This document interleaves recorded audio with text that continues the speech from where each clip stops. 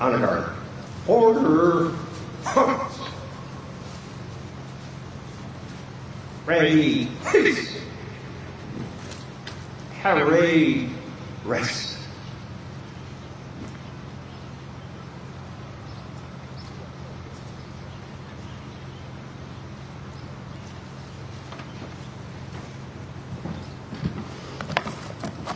Good afternoon. Please remain standing for the advancement of colors by the United States Capitol Police and remain standing for the national anthem, which will be performed by Sergeant Sanford Swanson of the West Lafayette Police Department in Indiana.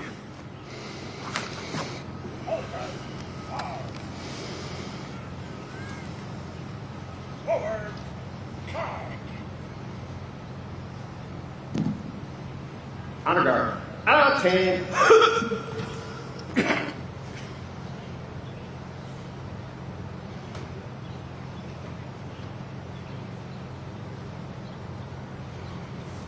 Left wheel. Fire.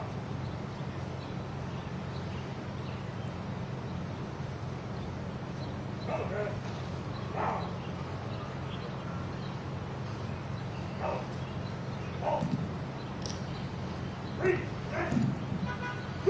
Honor guard. Present.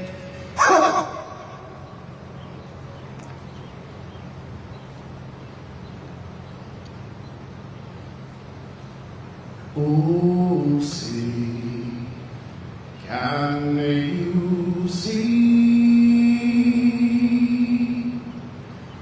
by the dawn's early light what so proudly hailed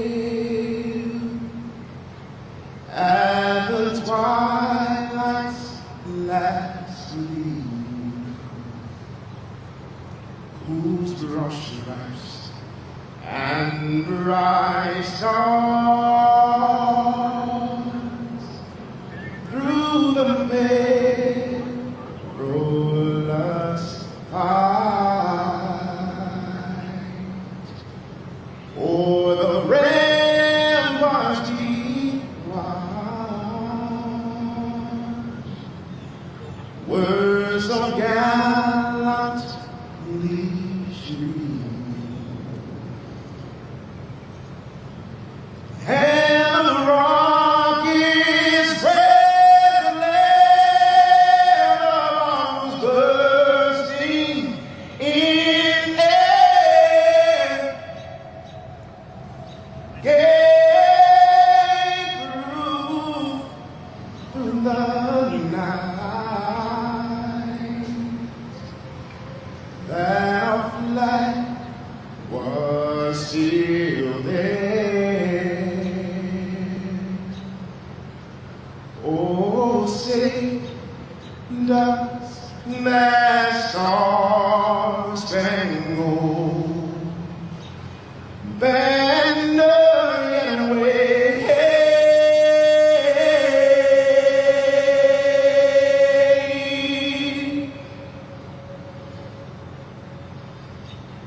o'er the land of the free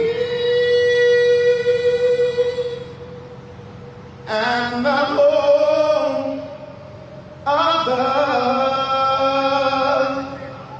the brave.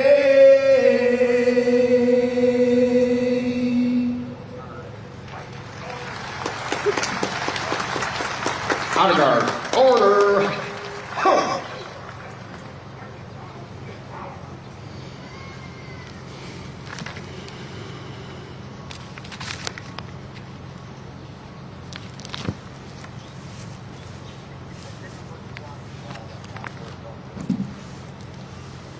Honor guard. Parade.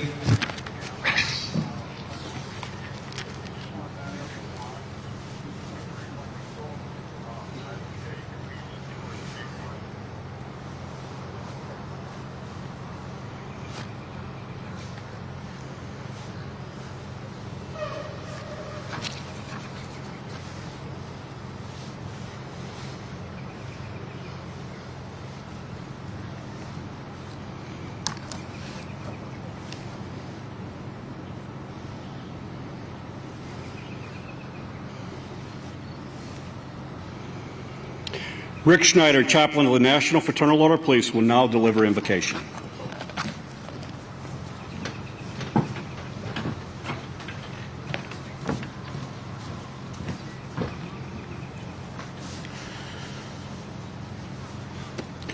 With this walk, let us now, with each other, enter into our sanctuary with our God in prayer and supplication. Father God, we thank you that your way, O God, is in the sanctuary. You are the God who does wonders. You have declared your strength among the peoples.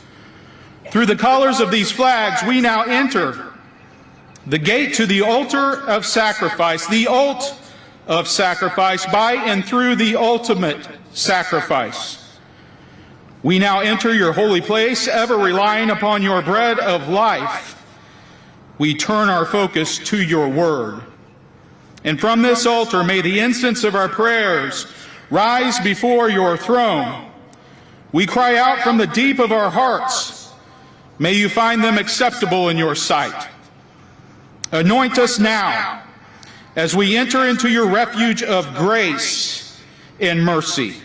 With our hearts turned toward you, lifting up the names of the best amongst us, in fact, the finest amongst us, who answered your call to love God and love others, for they have faithfully served both. Through this, their supreme sacrifice, reflecting your character, your example, and your love.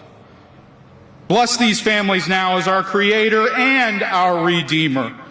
We, alongside the President of our nation, stand here together, collectively, humbly submitted to you, Lord, and pray in your holy name. For from him, and through him, and for him are all things. To him be the glory forever. Amen.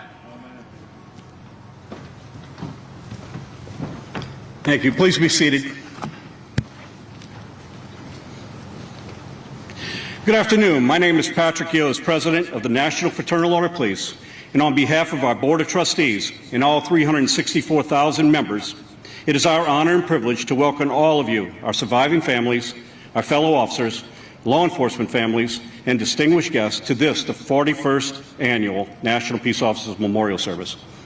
I'd like to begin by introducing our guests that have joined us on the dais today for this solemn event. Beginning at my far right, please welcome General Karen Gibson of the Senate Sergeant-at-Arms, and next to her is Brett Blankton, the architect of the United States Capitol.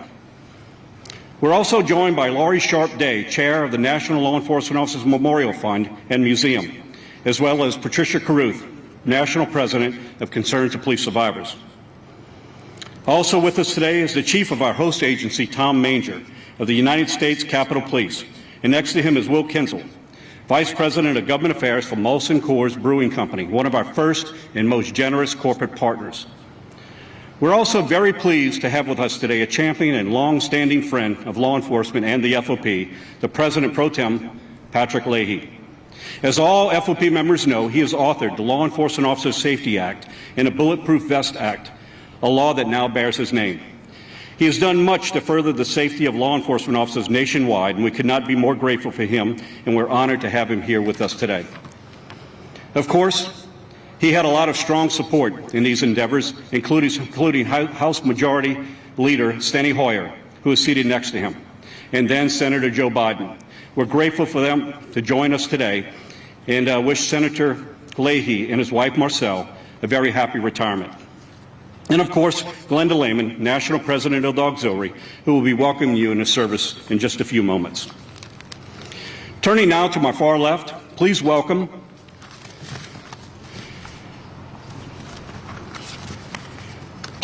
Kim Campbell, the Deputy Sergeant-at-Arms, and next to her is, Also with us today is ATF Director Marvin Richardson. His career spans 3 decades, including a role as acting director. We thank him for stepping up to lead ATF in his fight against violent crime. Your leadership, your partnership, and your integrity is deeply appreciated. We also welcome FBI Director Christopher Wray and Secret Service Director James Murray. I'd like to thank our friend, Associate Attorney Vanita Gupta, who's also joining us as well today. Please help me in welcoming Alejandro Mayorkas, Secretary of Homeland Security, and the United States Attorney General Merrick Garland. Thanks to their leadership and working partnership with their departments, I'm confident that we will have access to the resources we need to make our community safe. We're also very pleased to have with us today the First Lady, Dr. Jill Biden, and finally, it is our privilege to have with us Joseph R. Biden, Jr., President of the United States. I will introduce him more further later in this program. I'll now call on Linda Lehman, President of the FOP Auxiliary, to offer welcoming remarks.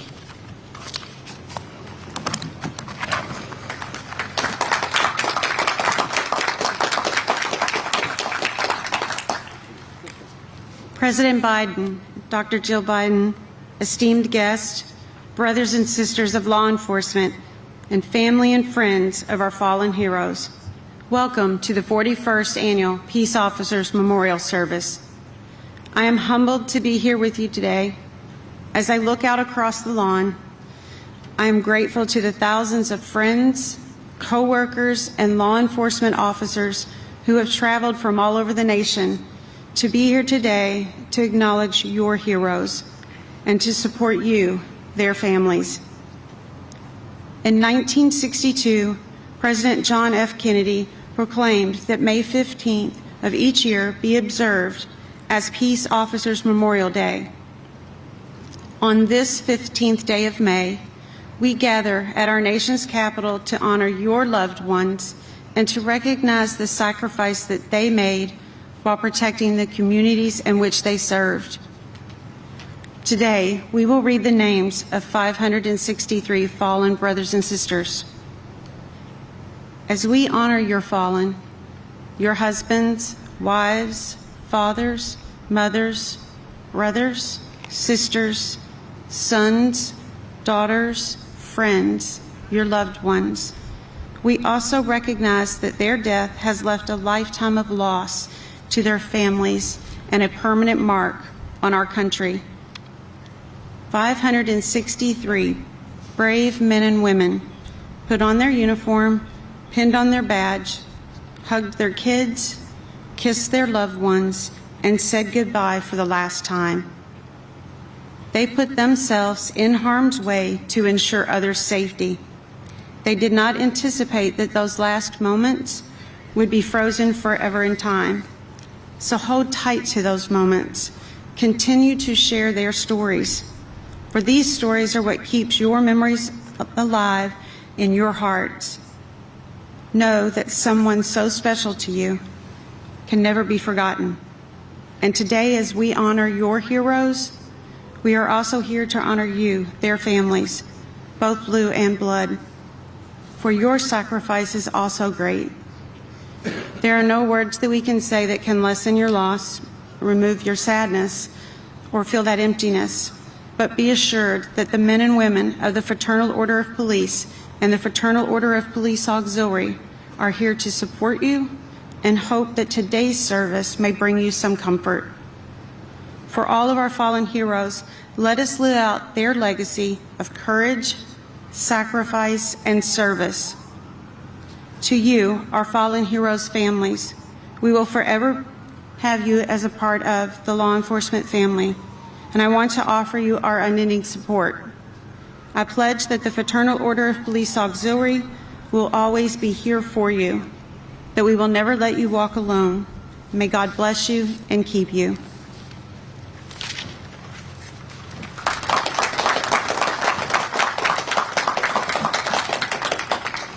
Please join me in welcoming country music's artist, Adam Doliak, who will perform Everybody Needs Somebody.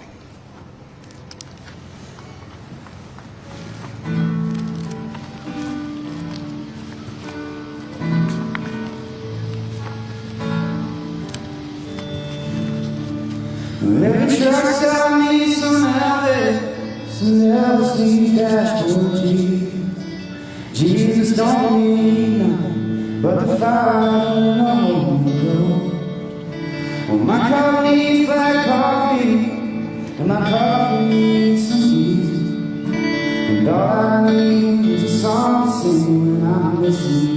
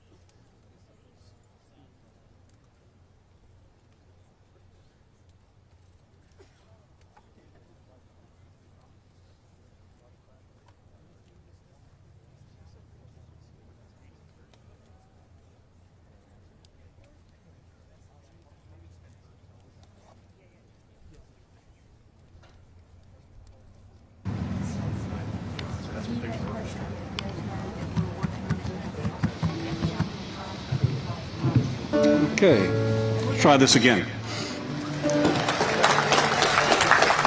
Please join me in welcoming country music artist Adam Doliak, who will perform Everybody Needs Somebody.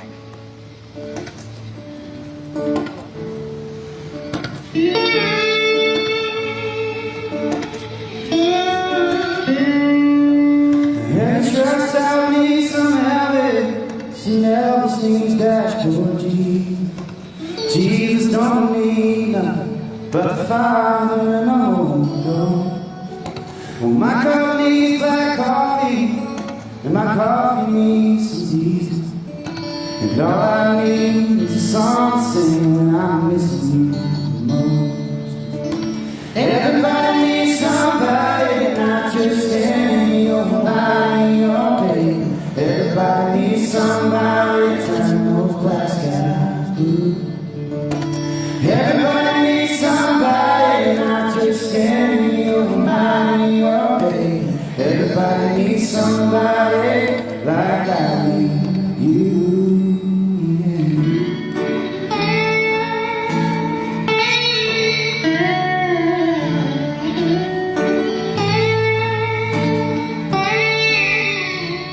Hey, 18 wheels in a row, country nights me starts to slow. I see you dancing in the light, baby. Hold on, I'm on time. Everybody needs somebody, not just in your body, oh baby. Everybody needs somebody to turn those black skies blue. Everybody needs somebody, not just in your body, oh baby. Everybody needs somebody like I do, yeah.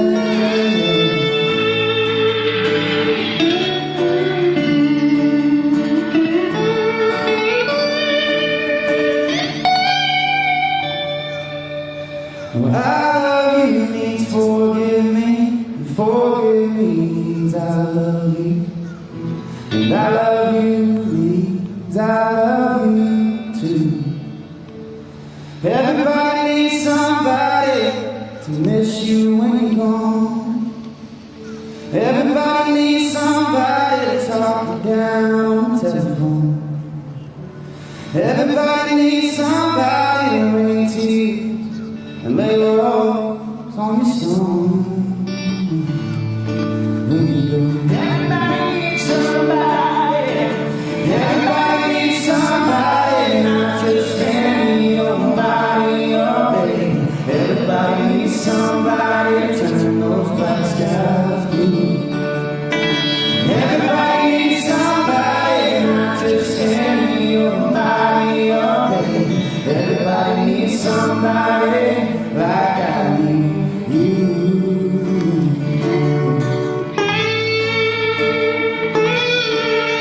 Everybody needs somebody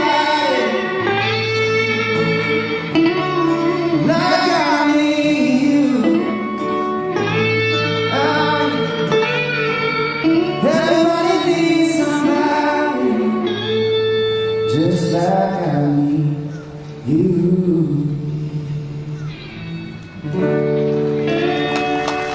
Thank you.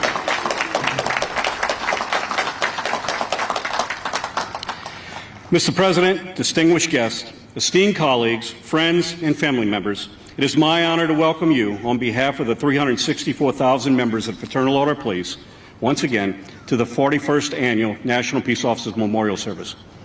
On this solemn day of remembrance, we come together, as we have done each year for more than 4 decades, to honor the ultimate sacrifice of 563 brave men and women who gave their last full measure of devotion in the service of others during 2022. Today across America, you'll find communities that are struggling in wake of 2 of the most challenging years in recent history. In every one of these communities, you will also find selfless men and women so dedicated that they took an oath to preserving law and order in towns and cities, large and small, all across this great land. Daily, we're called upon to stand guard on a line between order and chaos so that our communities can have a sense of safety and security. It is important to all of us of who we serve that they have confidence in knowing that when someone calls for help, someone is coming running. We wear a badge and uniform and show up every day despite the imminent dangers that may await us. Our dedication and love for those that we serve prevails every single day. Law enforcement officers are ordinary people who answer to higher calling of public service, and at times we're called upon to do some extraordinary things. But we're not superheroes, nor do we possess superpowers. And while we strive for excellence, we've yet to achieve perfection. These challenging times have tested our character, yet we have not backed down. It has tested our perseverance, yet we still stand strong. And it has tested our profession, yet we are still honorable and strong. And even on our worst day, when the thin blue line may bend at times, but it's never broken, for we are from America's first responders, and it is not in our DNA to allow our communities to be unprotected. And when the unthinkable happens, when a peace officer falls in the service of others, we as a free society owe it to them to honor their memory.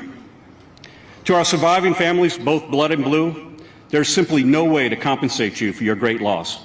We hope that by expressing our honor and respect for your loved ones brings you comfort. I encourage you to look around right now.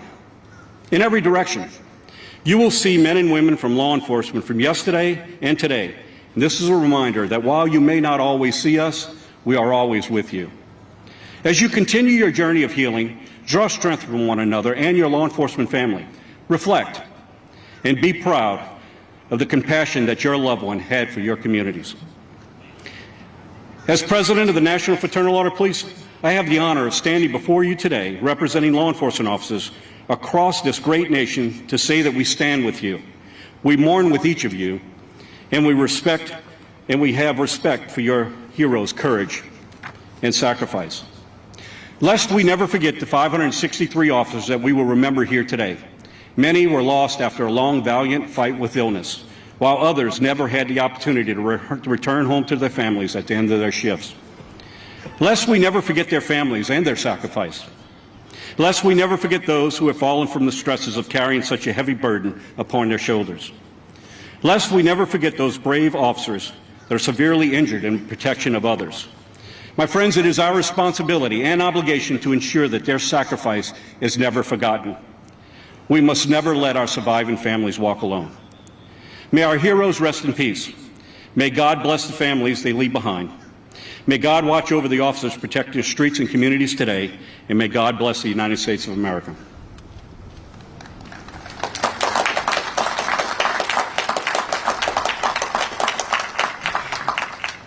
It is now my honor to once again welcome our keynote speaker for the 41st Annual National Peace Officers Memorial Service, Joseph R. Biden, Jr., the President of the United States. Since the formation of this memorial service, every president has attended this memorial service to our fallen, and we thank you, Mr. President, for your presence here today. On this day, surviving families and loved ones come together to share grief and draw strength from one another, certain in the knowledge that their sacrifice will live on in the lives of all of us. President Biden has been with us here at this service on many occasions during his time in the United States Senate as Vice President and last year as President. We are grateful for your leadership in making our officers, giving our officers the tools they need and resources in order to make our community safe. Brothers and sisters, our surviving families and distinguished guests, please join me in welcoming the President of the United States, Joseph R. Biden.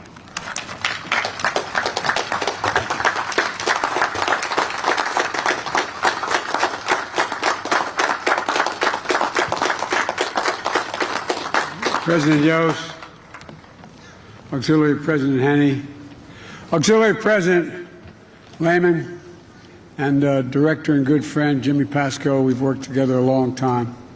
Thank you for inviting me to join you today and for the service you've extended to this nation. I'd also like to thank the Attorney General Garland, Attorney General Gupta, Homeland Security Secretary Mayorkas, and the Director of the FBI and Secret Service, Alcohol, Tobacco, and Firearms, U.S. Marshal Service, U.S. Capitol Police, all for being here, but for your leadership. We're also joined by my longtime friends, Senator Patrick Leahy and House Majority Leader Steny Hoyer. Before I begin, let me say a word about yesterday's mass shooting in Buffalo, New York. A lone gunman, armed with weapons of war and hate-filled soul, shot and killed 10 innocent people in cold blood at a grocery store on Saturday afternoon. Jill and I, like all of you, pray for the victims and their families and a devastated community. I've been receiving updates from my team in the White House that's in close contact with the Justice Department. We're still gathering the facts. Well, already the Justice Department has stated publicly that it is investigating the matter as a hate crime, racially motivated act of white supremacy and violent extremism. As they do, we must all work together to address the hate that remains a stain on the soul of America. The hearts are heavy once again, but a resolve must never ever waver. No one understands this more than the people sitting in front of me. Moms, dads, children, family members, about how those folks in Buffalo feel today when they got the call. They're pulled into us as if you got pulled into a black hole in your chest. There's no way out. Jill and I know. We know no memorial, No gestures can fill the void in the hearts they have now, or that you who've lost someone feel as well. Being here today and hearing the name of your husband, wife, father, mother, son, daughter, brother, sister brings it all back, as if you got that phone call 10 minutes ago. The American people, we owe you. You know, you sit down in the street, your normal families, all neighbors, and every day you worry, and you worried you'd get that phone call as they pinned on that shield. And now you look at an empty chair. Although I didn't personally know your husbands, wives, sons, daughters, brothers, sisters, I knew them. They were the first ones to run in to help when everyone else ran away when we were kids, when we were young men and women. Even in grade school, they'd jump in when someone else was threatened or being bullied, regardless of the odds. Think about it. It was part of their DNA. They didn't think about it in terms of serving, protecting, and defending, but that's what they did. They served even before they put on that shield. They protected, and they were there. Being a police officer is not just what they did, it's who they were. I was telling the president of this organization, I grew up in a neighborhood where he became a cop, a firefighter, or a priest. I wasn't qualified for any of them, so here I am. But all kidding aside, we expect so much from our law enforcement officers today. This is a different world we're in. Just in the last several years, it's so much more complicated. The job is complicated. Yet we expect so much more of all of you. We expect you to be drug counselors for the 100,000 overdose deaths that took place this year. 100,000. We expect you to counsel those who speak to a couple in the midst of a violent confrontation, a husband and wife, man and woman. So many of you are literally and figuratively get caught in a crossfire. You're not trained psychologists. You're law enforcement officers. We expect you to be everything. We expect everything of you.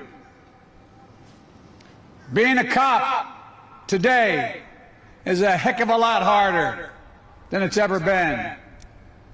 COVID-19, 1 million deaths in America, leaving behind, the estimates indicate, 9 significant family members or other. We'll also look at that empty chair at the kitchen table.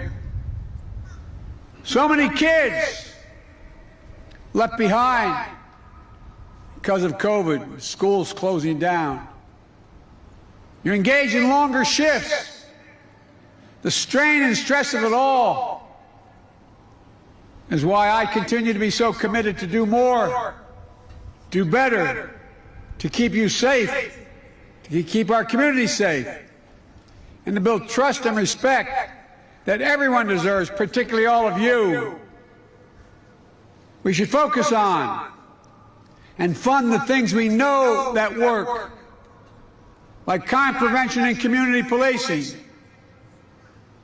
Not one cop in a car, but 2 walking the street. Cops who walk the beat, who know the neighborhood, who can restore trust and safety. Folks, the answer is not to abandon the streets. It's not to choose between safety and equal justice. And we should agree, it's not to defund the police. It's to fund the police. Fund them with the resources, the training they need to protect our communities and themselves and restore trust among the police and the people. My dad used to say, when someone would say, "Let me tell you what I value, Joe," he'd look at them and say, "Don't tell me what you..." My dad was a well-read, high school educated man who was a graceful man. He said, "Don't tell me what you value. Show me your budget, and I will tell you what you value." Well, here's what I value. As soon as I came to office, we inherited a raging pandemic with only 2 million people vaccinated. We needed to rebuild our economy and restore public safety. We understood the risks that communities could face with rising violence during the pandemic, and at a time when state and local budgets were shrinking because they didn't have the tax base. They're having to lay off cops, firefighters, teachers. They're under tremendous strain. So we made sure we passed a thing called the American Rescue Plan, providing historic $350 billion directly to the cities and counties and states and tribes, so they didn't have to lay off law enforcement. They could keep the cops on the job and fight to keep communities safe. And it's working. More than 300 communities, from big cities to small towns, are using more than $10 billion. The American Rescue Plan funds for violence prevention and public safety this year. Building new police training facilities. Recruiting, which is getting harder. Hiring and giving policemen a raise. Partnering with federal, state, local, community groups to reduce gun violence. Investing in community interventions that use trusted community members to work directly with people who are most likely to commit gun crimes or become the victims of gun crimes, and intervene before it's too late. My mother said, "If everything bad, something good will come if you look hard enough for it." We're looking hard to determine why and what we can do to prevent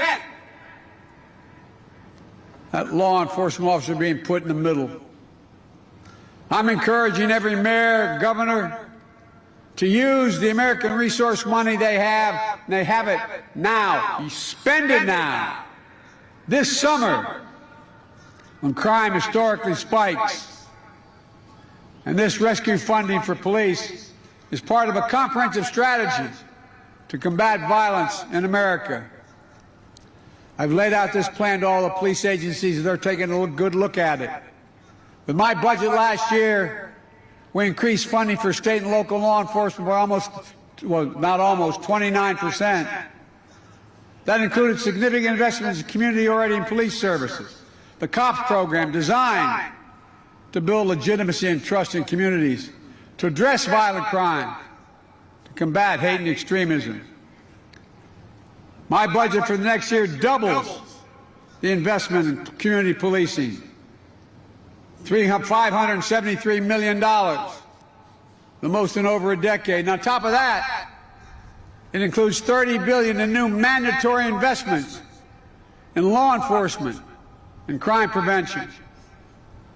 During my State of the Union address, I announced what I called a unity agenda that brings the country together to address the big challenges we face. And one of those included ending the opioid epidemic and addressing the mental health crisis. So many, young and old, because of this pandemic, need help. And having a problem, a mental problem, is no different than breaking your arm or your leg. You need to invest in systems to provide adequate health care, counseling, drug treatment, prevention, housing, education, and other social services to those who need it most.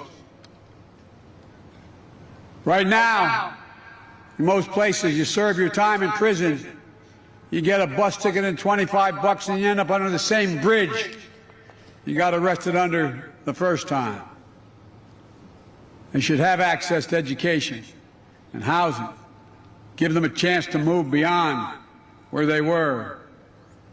I'm committed to investing in mental health services, so we have more school counselors, psychologists, and social workers working alongside you. At the same time, we have to do more to protect our officers' mental health and emotional well-being. Suicide was the second highest cause of death with law enforcement officers in 2021, surpassed only by COVID-19. Last November, I signed laws that extended critical peer counseling, mental health resources for officers, expanded eligibility for benefits, first responders who are disabled in the line of duty. It's not unusual. We wonder, we were talking briefly about the impact on the post-traumatic stress. How many police officers have multiple times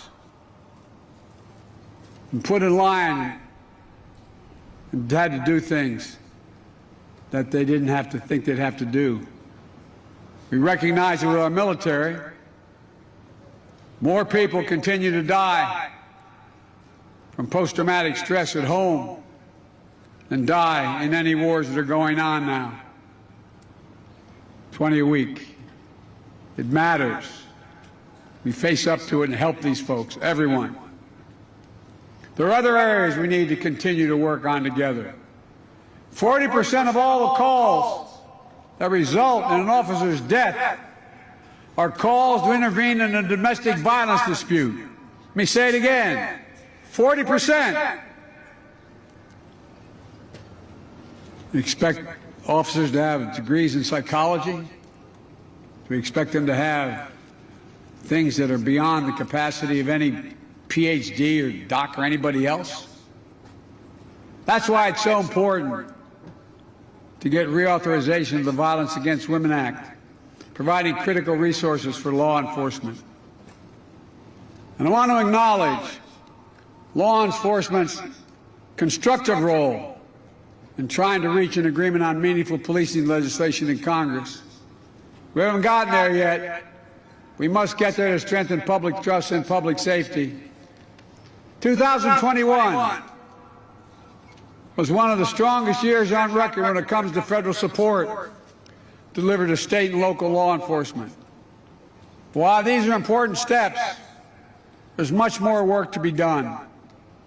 I'm committed to being your partner, as I always have. Let me close with this. Jill and I know how it is when there's a memorial service for our son who won the Bronze Star and Conspicuous Service Medal in Iraq. We're proud, but we're also, it's bittersweet because you remember everything. I want to thank the families that are here. It really takes courage to show up because everything comes back. Everything comes back. A short walk from here, at the National Law Enforcement Memorial, there's a quote engraved on the wall. And the quote goes, "It's not how these officers died that made them heroes. It's how they lived." To the families, children, now we have some idea how hard it is. But I promise you, the day will come when the memory of your loved one, you open that closet door and you smell the scent, or you go by that park you used to walk in, or you hear that song.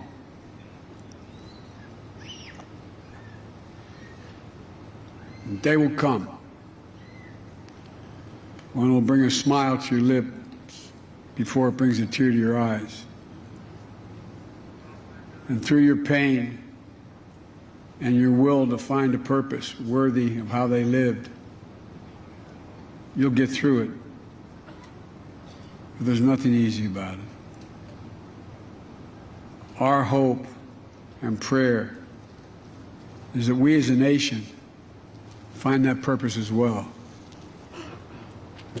May the souls of those who you loved and those with whom you served rest in peace, and raise in glory. May God bless you all, and may God protect our police and our troops. God bless you.